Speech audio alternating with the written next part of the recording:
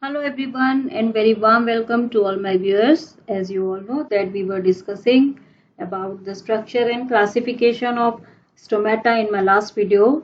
In today's video we are going to discuss about the mechanism of stomatal movement. Okay, so let's start with the mechanism part. Stomatal movement is necessary. Necessary for what? It is necessary for transpiration. Why? Because when the stomatal pore is open, you can see here. When the stomatal pore is open, it facilitates the transpiration. But when it is closed, as you see in the next figure, it will not facilitate the transpiration. Okay. So, when does the stomatal pore open? When the guard cells become fully turgid. Okay. And when it is closed, it will be closed when the guard cell become fully flaccid. Clear? We are going to discuss about the mechanism that which reaction makes the guard cell fully turgid or fully flaccid. It is the actual part of the mechanism. Okay, means how does the guard cell become turgid or flaccid? So come to the next part. Four theories have been put forward to explain the mechanism of stomatal movement. The first one is the photosynthetic theory. Next is starch sugar hypothesis. Then third one is the theory of glycolate metabolism. And the last one is active potassium ion transport or potassium pump theory. We will discuss it one by one. Clear? So let's start with the first theory, that is photosynthetic theory. This theory was given by von Mohl and Schwender. What they say that during the daytime, this is a structure of closed stomata. Closed stomata. So what is happening? As in the morning or during the daytime, when the sunlight falls on these stomata, they contain the chloroplast, as I show here. Okay, in the guard cell, these chloroplasts perform photosynthesis and make sugar. We all know that photosynthesis का end product क्या होता है? Sugar, glucose की formation होती है. And because of the formation of this sugar, what will happen?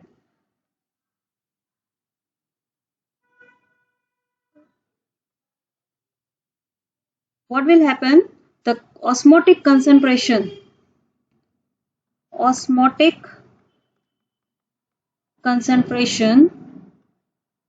of guard cell increases. What does it mean? जैसे ही sugar की formation होगी, शुगर गार्ड सेल के साइटोप्लाज्म में डिसॉल्व हो जाएगा और इसके ऑस्मोटिक पोटेंशियल को बढ़ा देगा, या in other words we can say that इसका वाटर पोटेंशियल डिक्रीज हो जाएगा. ठीक है, और जैसे ही वाटर पोटेंशियल डिक्रीज होगा, then what will happen? Near by जो सेल्स हैं आपके आसपास, जो केसरी सेल्स हैं, दीज सेल्स, ओके, यहां से वाटर एंटर करेगा from near by cells. Near by cells कौन सी है आपकी? केसरी सेल्स. ठीक है, वाटर कौन सी प्रोसेस के थ्रू एंटर करेगा? ऑस्मोसिस के थ्रू. ठीक है, और इसके अंदर आने से क्या होगा? जो गार्ड सेल है वो टर्जिड हो जाएंगी, स्वेल कर जाएंगी. Guard cell turgid, and what does it mean? It means stomata open. Clear? Simple है. क्लोरोप्लास्ट में फोटोसिंथेसिस हुई, शुगर की फॉर्मेशन हुई. शुगर की फॉर्मेशन होने के साथ क्या हुआ? इसका गार्ड सेल का ऑस्मोटिक कंसंट्रेशन इंक्रीज कर गया, या हम कह सकते हैं इसका वाटर पोटेंशियल डिक्रीज कर गया. तो क्या होगा? नियर बाय सेल्स जो कि केसरी सेल्स हैं, यहां से वाटर ऑस्मोसिस के थ्रू गार्ड सेल में एंटर कर जाएगा. गार्ड सेल टर्जिड हो जाएंगी और स्टोमेटा ओपन हो जाएंगे. Clear? What will happen at night? यही कंडीशन जस्ट रिवर्स होगी. What will happen? यहाँ पर in the evening or in the night, what will happen? इधर sunlight नहीं है, sunlight is totally absent here. Okay, chloroplast में क्या होगा? फोटोसिंथेसिस स्टॉप हो जाएगी. ठीक है, फोटोसिंथेसिस के स्टॉप होते ही जो भी ग्लूकोज यहाँ पर एक्यूमुलेट था वो डिफ्यूज हो जाएगा आपके नियर बाय सेल्स में. मतलब ग्लूकोज फ्रॉम गार्ड सेल कहाँ चला जाएगा? नियर बाय सेल में, नियर बाय सेल्स में, by the process of diffusion. ठीक है, ऐसे होते ही क्या होगा कि गार्ड सेल्स की जो आपकी ऑस्मोटिक कंसंट्रेशन थी वो क्या हो जाएगी? डिक्रीज कर जाएगी ना. Osmotic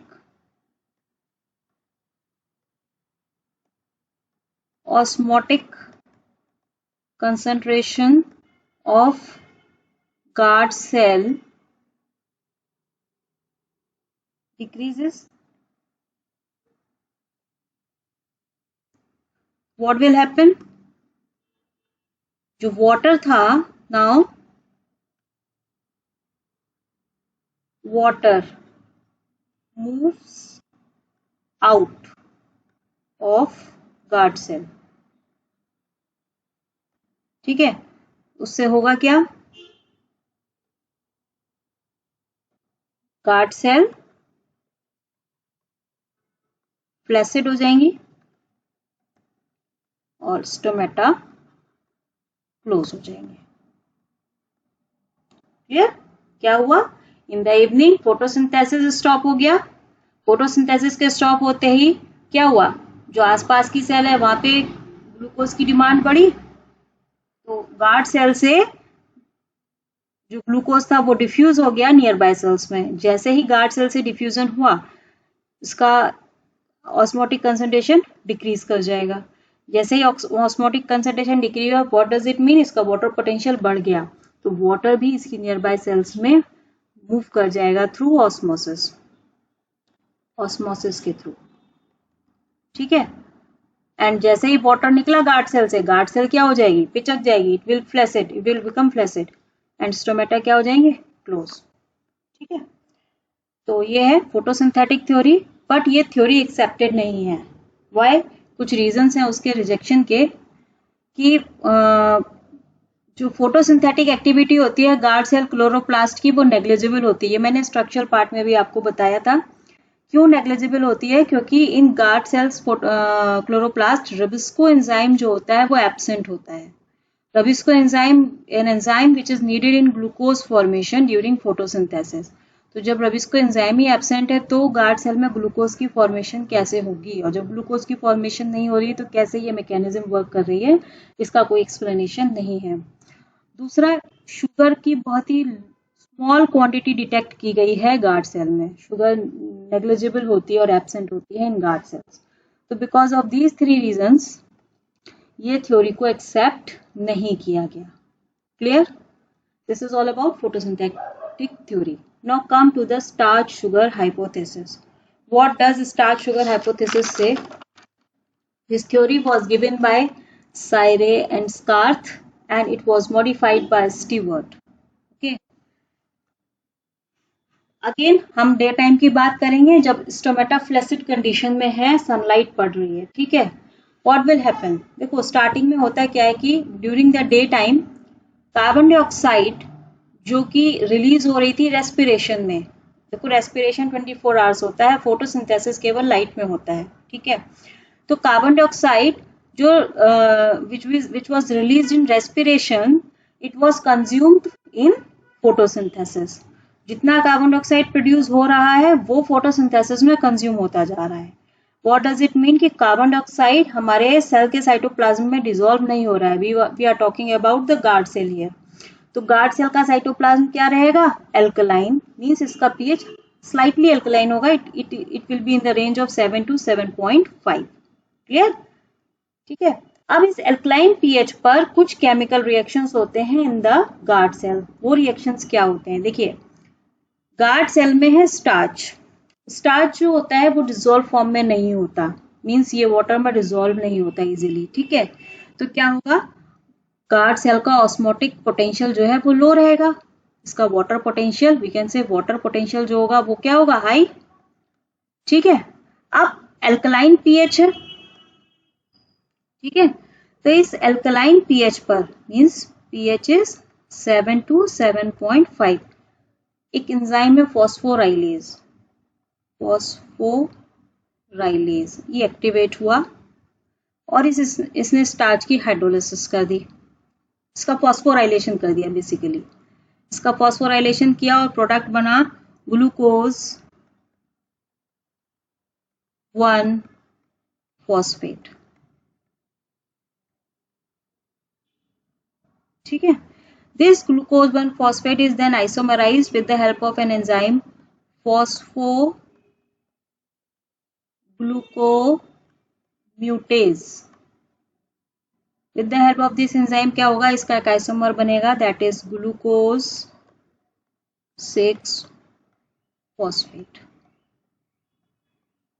Clear? Glucose 6 phosphate is again attacked by another enzyme, that is phosphatase. Wait.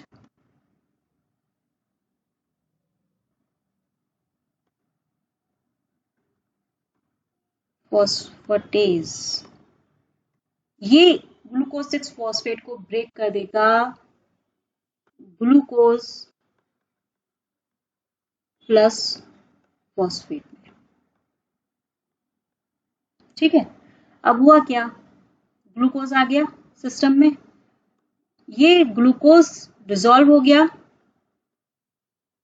Dissolve in guard cell cytoplasm, again वही रिएक्शन, ऑस्मोटिक पोटेंशियल क्या होगा, इंक्रीज, और we can say water potential decrease. तो in this situation जो हमारी near by sales हैं, ये Kesari sales, यहां से वाटर गार्ड सेल में आ जाएगा, ओके।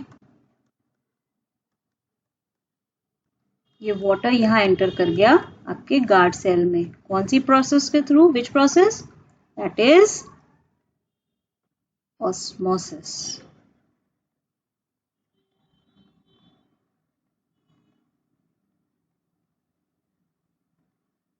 क्लियर? सो अल्टीमेटली क्या हो, वाटर एंटर कर गया और हमारे गार्ड सेल जो क्या हुई, guard cell turgid, become turgid,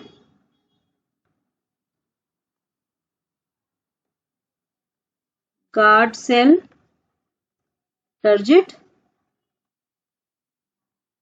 stomata open.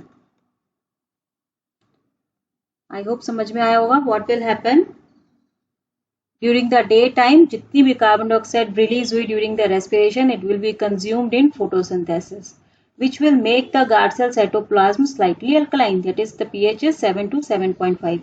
At this alkaline pH, what will happen, this starch is with the help of phosphorylase enzyme, it will break down into glucose 1 phosphate. This glucose 1 phosphate then isomerized with the help of enzyme phosphoglucomutase, and it will convert it into glucose 6 phosphate. This glucose 6 phosphate is then dissociated into glucose plus phosphate with the help of phosphatase enzyme, and this glucose then dissolve in the guard cell cytoplasm, making the osmotic potential higher in the guard cell, and its water potential decreases. What will happen, from the nearby cells water comes inside the guard cell through osmosis. Because of this endosmosis, the guard cell become turgid and stomata come done. Okay. In the night or in the evening when light is not present, यही reactions reverse हो जाती हैं। कैसे हो जाती हैं, during night photosynthesis stop हो जाती है, what will happen, the amount of carbon dioxide released in respiration, it will accumulate in the guard cell cytoplasm, it will not consume in photosynthesis because photosynthesis is stopped here. Clear? So this accumulation of carbon dioxide in the guard cell cytoplasm making the cytoplasm acidic. मतलब इसका जो pH है वो approximately 5 के around आ जाएगा. क्यों आ जाएगा? Because carbon dioxide reacts with the water in the cell cytoplasm and make carbonic acid. Carbonic acid. This carbonic acid as soon as break down into protons and bicarbonate ions. These protons are fully responsible for making the pH of the medium acidic. Clear? Now, what will happen in the guard cell? Just have a look. यहाँ पर क्या था? Glucose. ठीक है, glucose plus phosphate. Clear? जो बना था in the day time, but now क्या हो गया? pH एसिडिक हो गया. क्लियर? तो it at pH 5 what will happen? Enzyme hexokinase will come.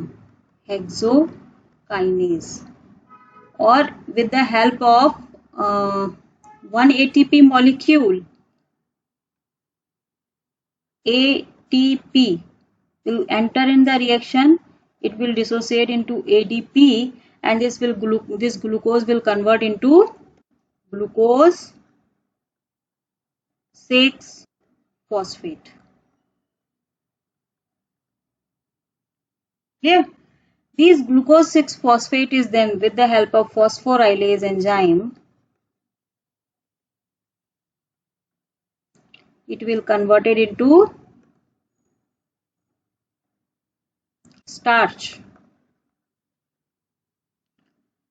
And with the formation of starch, what will happen? The osmotic potential increases, because starch जो है वो dissolve नहीं होगा water में. ठीक है, इसका water potential decrease कर जाएगा, और क्या होगा? जो water था accumulate in the cell cytoplasm, water अब reverse हो जाएगा, water बाहर चला जाएगा in the nearby cells by the process of exosmosis. ठीक है, ऑस्मोसिस के थ्रू ये वाटर सेल से बाहर निकल जाएगा. इसके बाहर निकलते ही क्या होगा? Guard cell flaccid, stomata closed. Clear? तो क्या हुआ? ड्यूरिंग द नाइट ग्लूकोज जो एक्यूमुलेट था साइटोप्लाज्म में, पीएच जैसे ही चेंज हुआ साइटोप्लाज्म का, हेक्सोकाइनेज ने इसको फॉस्फोराइलेशन कर दिया, ग्लूकोज 6-फॉस्फेट बना दिया with the help of one molecule of ATP. Clear? Glucose 6-फॉस्फेट देन फॉस्फोराइलेज की हेल्प से स्टार्च में कन्वर्ट हो गया. जैसे ही स्टार्च बना, इसका ऑस्मोटिक प्रेशर इंक्रीज कर गया, वाटर पोटेंशियल डिक्रीज कर गया, क्योंकि स्टार्च जो है वो साइटोप्लाज्म में सॉल्युबल नहीं है. विद दिस क्या होगा? गार्ड वाटर जो था वो नियर बाय सेल्स में एक्सोस्मोसिस के थ्रू निकल गया बाहर, तो गार्ड सेल्स क्या हो गई? फ्लैसिड हो गई और स्टोमेटा क्लोज हो गया. But this theory is also has some drawbacks, and because of these reasons it is rejected. And what are these reasons? In light, starch disappears and malic acid appears. Means research ये कहती है कि starch नहीं होता, malic acid मिलता है, और sugar भी नहीं मिलती. तो कैसे स्टार्च कन्वर्जन हो रहा है? ठीक है, ग्लूकोज बन रहा है, शुगर भी नहीं मिल रहा, स्टार्च भी नहीं मिल रहा, मैलिक एसिड मिल रहा है. तो इस चीज को ये एक्सप्लेन नहीं कर पाई. दूसरा जो हमने यहाँ पर अभी आपको बताया था कि एंजाइम फॉस्फोराइलेज जो होता है वो ग्लूकोज 6-फॉस्फेट को स्टार्च में कन्वर्ट करता है. और ऊपर हमने आपको बताया था डे टाइम में क्या हो रहा है कि फॉस्फोराइलेज स्टार्च को ग्लूकोज 1-फॉस्फेट में कन्वर्ट कर रहा है. तो एक ही एंजाइम फॉरवर्ड और बैकवर्ड रिएक्शन कैसे कैटेलाइज करेगा? Enzyme phosphorylase does not carry out the reverse reaction. Clear? तो ये भी एक पॉइंट आ गया रिसर्च का कि भाई कैसे होगा. ठीक है ना. And starch is not reported in many monocots like allium and iris, जहां पर स्टार्च भी नहीं मिल रहा है. तो कैसे ये मैकेनिज्म सक्सेसफुल होगी? मतलब ये मैकेनिज्म कंप्लीटली सेटिस्फाई नहीं कर पाई सारे प्लांट्स के लिए कि how the stomatal movement occur. Clear? Now come to the third mechanism, glycolate metabolism. What is glycolate metabolism? It was given by Zellett. And this theory suggests, very simple है कि at low concentration of carbon dioxide, मतलब during the day time I told you कि carbon dioxide जितना respiration में produce हुआ वो photosynthesis में consume होगा, तो कंसंट्रेशन कार्बन डाइऑक्साइड की क्या है? It is very low. ठीक है. At this low concentration of carbon dioxide glycolate is formed in the guard cell. This glycolate is change into sugar. And again sugar के बनने से क्या होता है? Osmotic potential of guard cell rises. Water comes through the osmosis from nearby cells and guard cells open. Simple reaction. ठीक है. And ये भी बताते हैं कि ATP is also produced during this reaction which provide energy for the stomatal opening. ये simple theory है कि low concentration of carbon dioxide पर glycolate की formation होती है in the guard cells which will change into sugar. Clear? But ये theory भी reject हो गई क्योंकि ये क्लोजिंग को एक्सप्लेन नहीं कर पा रहे हैं. Fail to explain opening of stomata in the dark and in some plants how the stomata remain close during the day time. ये दो ड्रॉबैक्स लगे हैं इनके साथ जिसको इन्होंने एक्सप्लेन नहीं किया, इसलिए इस थ्योरी को भी रिजेक्ट कर दिया गया. Clear? Now come to the fourth theory, that is active potassium transport, potassium ion transport or potassium pump theory. It is widely accepted theory for stomatal movement.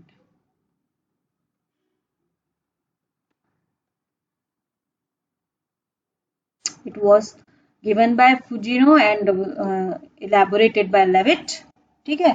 And what is happening in this reaction?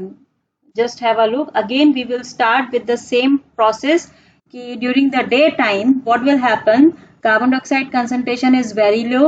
pH is alkaline. It is nearly about 7 to 7.5. I have discussed it earlier. Okay. So what will happen at this pH? Again, they said starch है. Yeah. Starch is hydrolyzed. Okay. Means water की entry हुई. क्लियर? और इससे बना hexose sugar. This hexose sugar then इसमें oxygenation हुआ इसका और बना मैलिक एसिड. जैसे ही मैलिक एसिड बना, this at alkaline pH, what will happen? At pH 7 to 7.5, what will happen? This malic acid will break down into protons and malations. Okay, what will we get? We get malate ions plus proton. Clear? अब proton का accumulation हो रहा है लेकिन pH alkaline रखना है. ठीक है. तो प्रोटॉन क्या होगा? इनकी वॉल्स में, गार्ड सेल के वॉल्स में एक पंप मिलता है, proton potassium ion pump. With the help of this pump, this proton, these protons comes out of the cell and in return potassium ion enter into the cell. Actually एक antiporter है. Okay, this pump is an antiporter. Clear? तो जितने protons बाहर निकलते हैं in return उतने ही potassium ion अंदर enter कर जाते हैं. इन पोटेशियम आयन को बैलेंस करने के लिए कुछ ट्रांसपोर्टर प्रोटीन्स और हैं यहाँ पर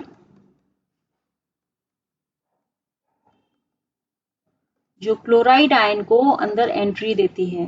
क्लोराइड आयन्स क्या करते हैं? बेसिकली ये इलेक्ट्रिकल बैलेंस बनाते हैं और आयनिक बैलेंस बनाते हैं in the guard cell cytoplasm. ठीक है. यहाँ पर ये जो पंप है इसके एक्टिवेशन के लिए एक हार्मोन भी चाहिए and that hormone is cytokinin. I will write it here. Cytokinin. ठीक है, ये हार्मोन जो होता है, this allow proton out and potassium ion intake. ठीक है, ये हम इस पंप के लिए बात कर रहे हैं। साइटोकाइनिन एक्टिवेट रहता है इस पीएच पर, और साइटोकाइनिन इन प्रोटॉन्स को आउटवर्ड मूवमेंट को और पोटेशियम आयन के इनटेक को फैसिलिटेट करवाता है by changing the permeability of the membrane and how this by activating this proton potassium pump. Clear? अब पोटेशियम आयन अंदर आ गए। Now these potassium ions what will happen, reacts with this malate ion. These potassium ion reacts with this malate ion and form what? Potassium malate. Potassium malate. And with the formation of this potassium malate, ये होता है soluble, है ना? And with this solubility, what will happen? The water potential decreases and osmotic potential increases. इससे क्या होगा? Water from nearby cells enter into the guard cell and osmosis.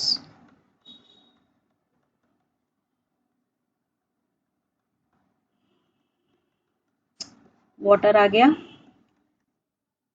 guard cell turgid, stomata open. ऊपर space नहीं था इसलिए मैंने बाहर लिख दिया है, do not confuse with this. ठीक है, तो क्लियर हो गया। स्टार्च का हाइड्रोलिसिस हुआ, हेक्सो शुगर बना at alkaline pH, then oxygen आया और ऑक्सीजन ने हेक्सो शुगर से रिएक्ट किया and they will form malic acid.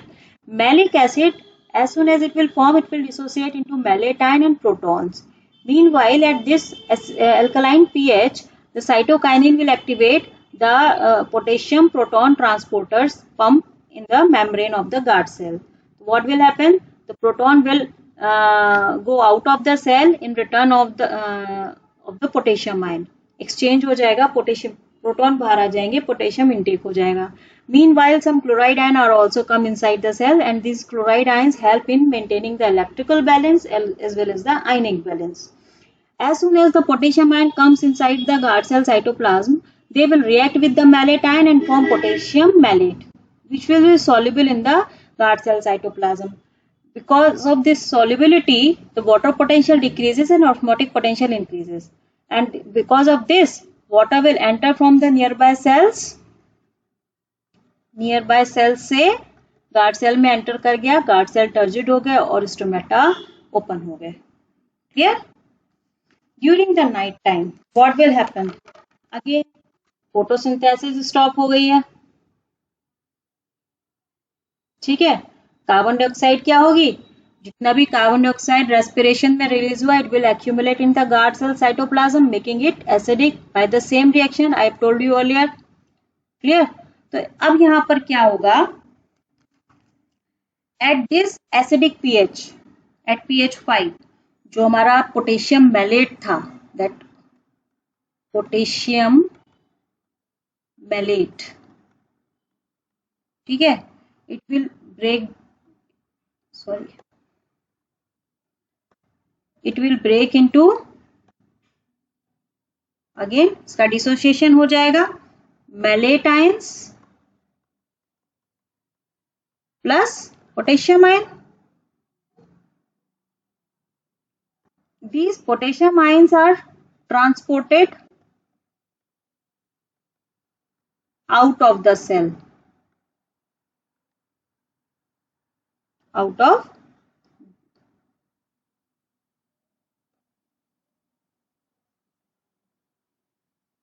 transported out of guard cell.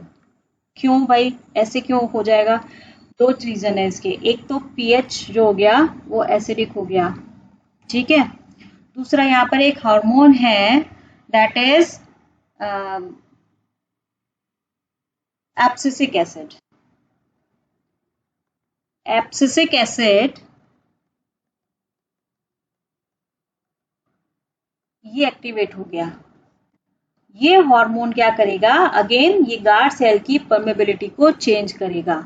ठीक है, abscisic acid change the permeability of guard cell and because of this change ये जो हमारे पोटेशियम आयन है ये आउट हो जाएंगे गार्ड सेल से, रिवर्स कर देगा। ठीक है, अब पोटेशियम आयन तो बाहर चले गए, ये मैलेट आयंस क्या हो गए, मैलेट आयंस क्योंकि पीएच एसिडिक है, ये मैलेट आयंस रिएक्ट करेंगे प्रोटॉन से इन साइटोप्लाज्म, जो प्रोटॉन आपके वहां मिल रहे हैं। ठीक है, तो उससे क्या बन जाएगा, उससे बन जाएगा मैलिक एसिड। यहीं से कहानी स्टार्ट हुई थी ना, मैलिक एसिड से। अब ये मैलिक एसिड क्या होगा, जैसे जैसे ये बनेगा इसकी कंसंट्रेशन बढ़ेगी, ये अपनी ही प्रोडक्शन को रोक देगा। ठीक है, means excess of it inhibit its own synthesis. ठीक है, उससे क्या हुआ, अब मैलिक एसिड की कंसंट्रेशन भी कम हो गई और ये कन्वर्ट हो रहा था किसमें, स्टार्च में। ठीक है, अगेन क्या होगा, ऑस्मोटिक पोटेंशियल क्या हो जाएगा, डिक्रीज कर जाएगा, वाटर पोटेंशियल इंक्रीज कर जाएगा and what will happen next, water जो है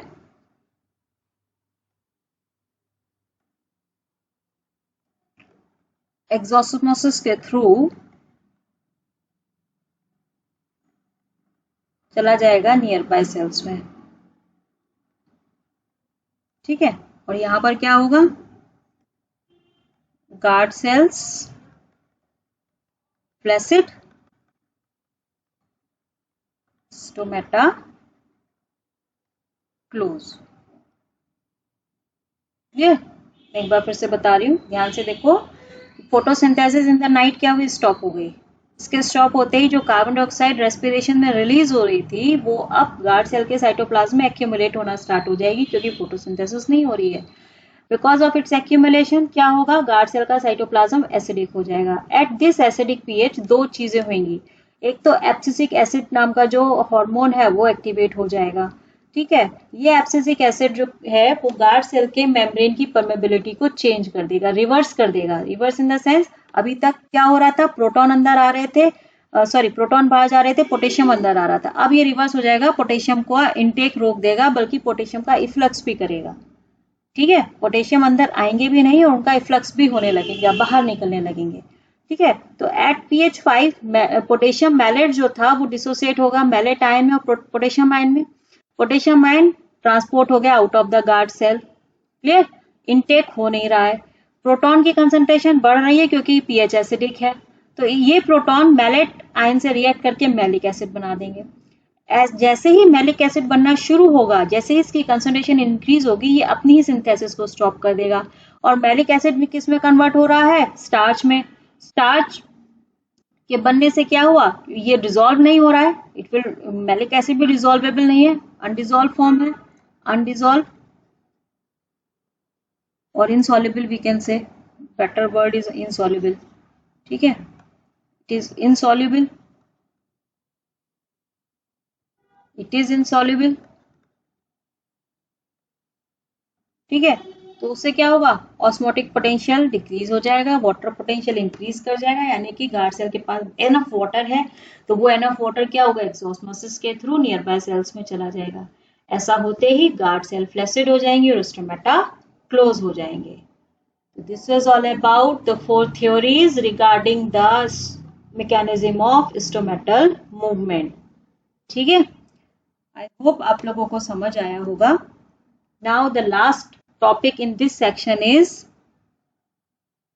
the factors affecting transpiration। कौन कौन से फैक्टर्स हैं जो ट्रांसपायरेशन को इफेक्ट करते हैं या उस पर इफेक्ट डालते हैं। तो सबसे इनको दो पार्ट में हमने कैटेगराइज किया है, external factor and internal factors. What are the external factors. ठीक है, सबसे पहला है लाइट। लाइट ट्रांसपायरेशन को कैसे इफेक्ट करती है, जितनी ज्यादा लाइट होगी मैक्सिमम लाइट और लाइट का अगर ड्यूरेशन ज़्यादा है मीन्स उस एरिया का टेम्परेचर इंक्रीज करेगा, और टेम्परेचर इंक्रीज करने का मतलब क्या है कि ड्राइनेस बढ़ेगी, और ड्राइनेस का मतलब क्या है, ट्रांसपायरेशन इंक्रीज करेगा। जितना इन्वायरमेंट किसी भी प्लांट के चारों तरफ जितना ड्राइनेस होगी, ट्रांसपायरेशन का रेट उतना ज़्यादा होगा। वाई? क्योंकि वेपर प्रेशर ग्रेडियंट है, inside the cell vapour pressure बहुत ज़्यादा है, बाहर कम है, तो वेपर्स क्या होंगी, डिफ्यूज हो जाएंगी इन द सराउंडिंग्स। तो rate of transpiration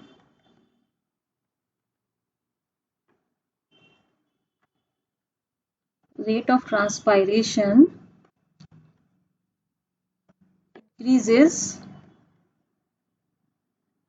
with increase in temperature। Clear? यहाँ पर एक चीज नोट करने वाली है कि हमारी जो लाइट है, व्हाइट लाइट जो सनलाइट आती है, एक्चुअली वो 7 कलर्स का कॉम्बिनेशन है। ठीक है, तो इसमें जो ब्लू लाइट होती है, in blue light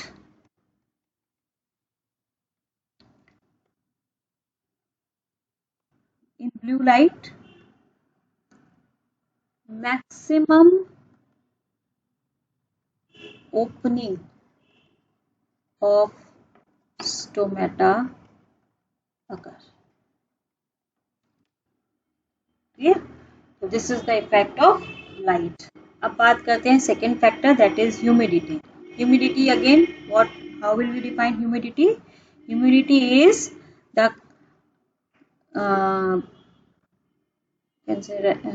concentration of water vapor in air, इसको हम ह्यूमिडिटी कहते हैं। तो रेट ऑफ ट्रांसपायरेशन की अगर मैं बात करूं तो रेट ऑफ ट्रांसपायरेशन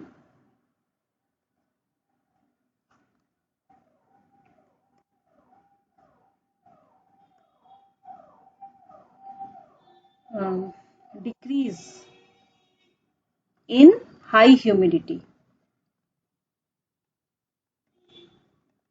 क्यों? क्योंकि सराउंडिंग्स में वाटर वेपर्स बहुत ज्यादा हैं, तो प्लांट से एवेपोरेशन कम होगा, सिंपल। एंड इसको ऑपोजिट हो जाएगा, increase in low humidity.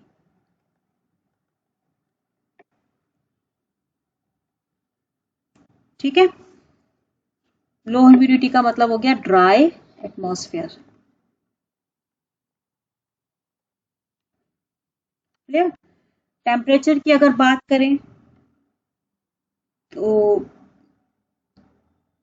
Rate of transpiration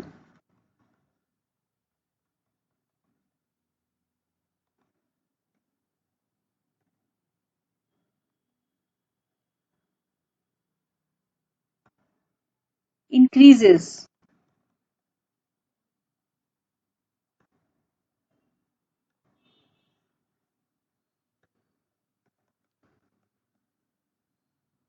with increase in temperature and vice versa, means lower हो जाएगा टेम्परेचर तो रेट ऑफ ट्रांसपायरेशन भी कम हो जाएगा। Now come to the wind.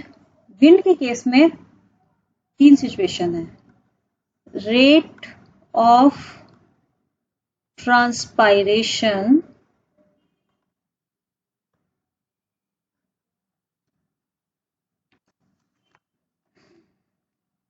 Decreases,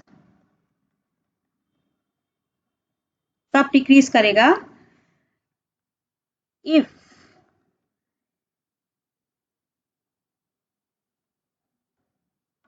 wind is not blowing। Why? Wind के blow नहीं होने की वजह से क्या है, जो वाटर वेपर आ रही है प्लांट से, लीव्स के, वो उनकी सराउंडिंग में एक्यूमुलेट हो जाएगी और ह्यूमिडिटी को बढ़ा देगी। ठीक है, जिसकी वजह से रेट ऑफ ट्रांसपायरेशन डिक्रीज हो जाएगा। क्लियर? सेकेंड कंडीशन है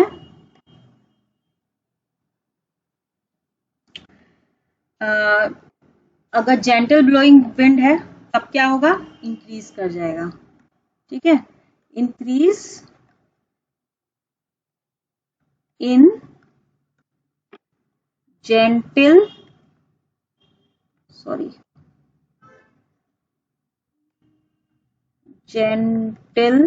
blowing wind. Gentle blowing wind को हम ब्रीज भी कहते हैं, ठीक है। क्यों कर जाएगा,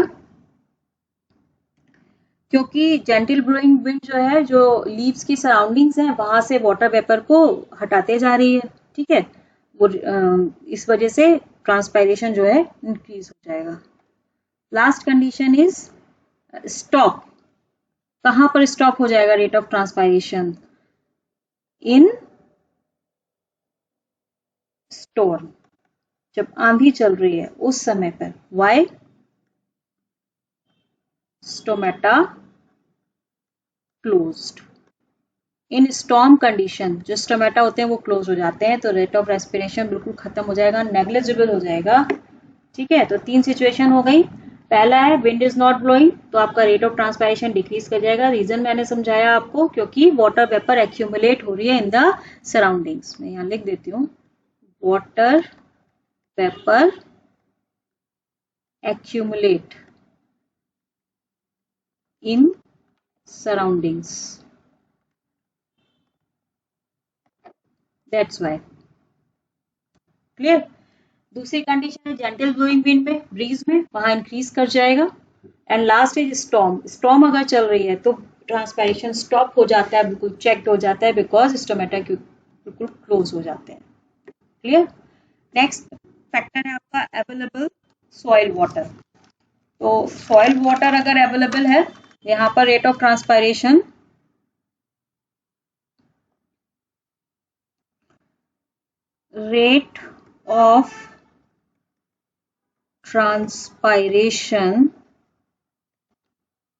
दो सिचुएशन है यहाँ पर।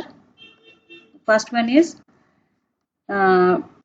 Decrease if soil water is insufficient. Obviously जब पानी नहीं है, जो एब्जॉर्ब नहीं होगा तो इवेपोरेट भी नहीं होगा, सिंपल सीधा सा रिलेशन है।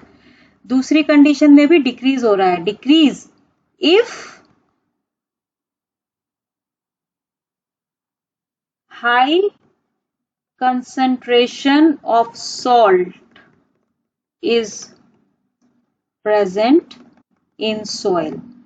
हाई कंसंट्रेशन ऑफ सॉल्ट की वजह से क्या हो जाएगा, वाटर का एब्जॉर्प्शन नहीं होगा, ड्यू टू,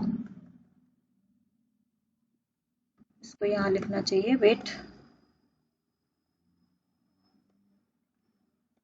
डिक्रीज क्यों हो रहा है, due to less absorption of water. जब सॉइल में सॉल्ट की कंसंट्रेशन बढ़ जाएगी, मींस जो सॉइल सॉल्यूशन है वो हाइपरटोनिक हो गया साइटोप्लाज्म के कंपैरिजन में, तो रूट के कंपैरिजन में, सेल साइटोप्लाज्म के कंपैरिजन में, तो वाटर जो है एक्सॉस्मोसिस के थ्रू सॉइल में आ जाएगा, एब्जॉर्प्शन बहुत कम होगा, मिनिमाइज हो जाएगा, इसलिए रेट ऑफ ट्रांसपायरेशन भी डिक्रीज कर जाएगा। नेक्स्ट फैक्टर है एटमॉस्फेरिक प्रेशर। एटमॉस्फेरिक प्रेशर कैसे इफेक्ट डालता है,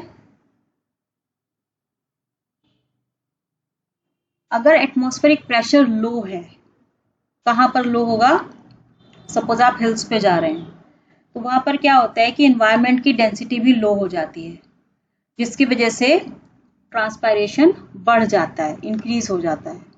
what I am saying, rate of transpiration increases at hills. Why? Low atmospheric pressure and leads to low atmospheric pressure reduces the environment density, reduces the environment density. ठीक है, यानी कि hills पर rate of transpiration increase हो जाएगा। इसका मतलब क्या हुआ कि उनको ज्यादा पानी की जरूरत है और हिल्स पे वैसे पानी की शॉर्टेज है। तो होना तो एक्चुअली ये चाहिए बट होता नहीं है। Why? This effect is neutralised. This effect is neutralized by the low temperature at hills. Clear? क्योंकि हिल्स पे टेम्परेचर बहुत कम है इसलिए ट्रांसपायरेशन भी कम होता है, वहां पे ठंडक रहती है, कोल्ड वेदर कंडीशंस हैं। ठीक है, तो रेट ऑफ ट्रांसपायरेशन वहां बढ़ जाना चाहिए बट बढ़ता नहीं है, नॉर्मल ही रहता है, क्योंकि वहां पर ये जो कंडीशन है डेंसिटी वाली, it is neutralised by the lower temperature at the hills. Clear? तो ये थे आपके external factors. Now come to the internal factor parts. सबसे पहला है लीफ का एरिया। अगेन लीफ का साइज जितना बड़ा होगा उसमें स्टोमेटल पोर्स उतने ज्यादा होंगे, उसका ट्रांसपायरेशन भी उतना ही ज्यादा होगा। What does it mean? Rate of transpiration is directly proportional to the leaf area. More leaf area means more number of stomata, hence more is transpiration. Clear? And vice versa, अगर leaf छोटी है transpiration कम होगा। Leaf के structure की अगर हम बात करें, कुछ एनाटॉमिकल फीचर्स होते हैं। Anatomical features that reduces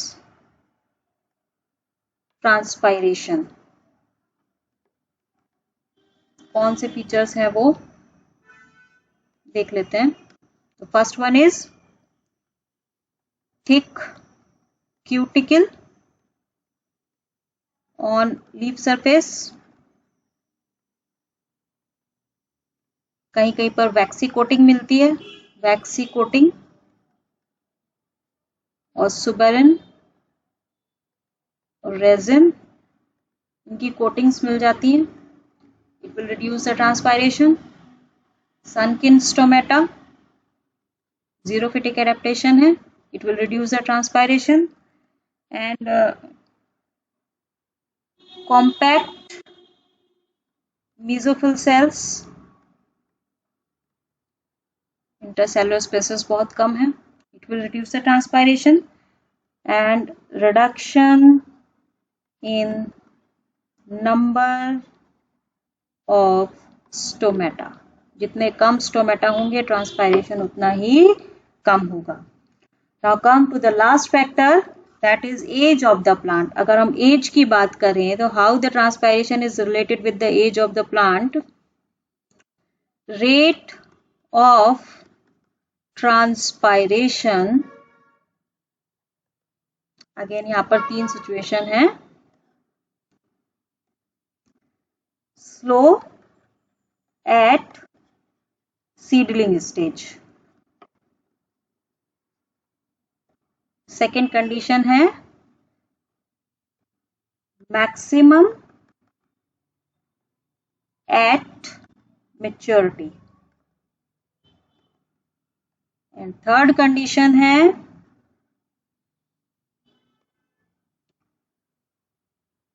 gradually decreases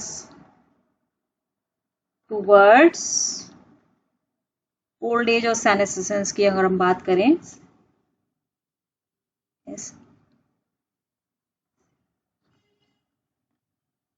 ठीक है, तो इस तरीके से ये हमारे फैक्टर्स हैं जो रेट ऑफ ट्रांसपायरेशन को इफेक्ट करते हैं। आई होप आप लोगों को क्लियर हो गया होगा। This is all about the transpiration and with this topic is now finished. Okay, so I am going to bind up for today. कोई भी क्वेरीज हैं you can write me in the comment section. मिलते हैं फिर next video में. Till then stay safe, stay healthy and keep studying. Good bye.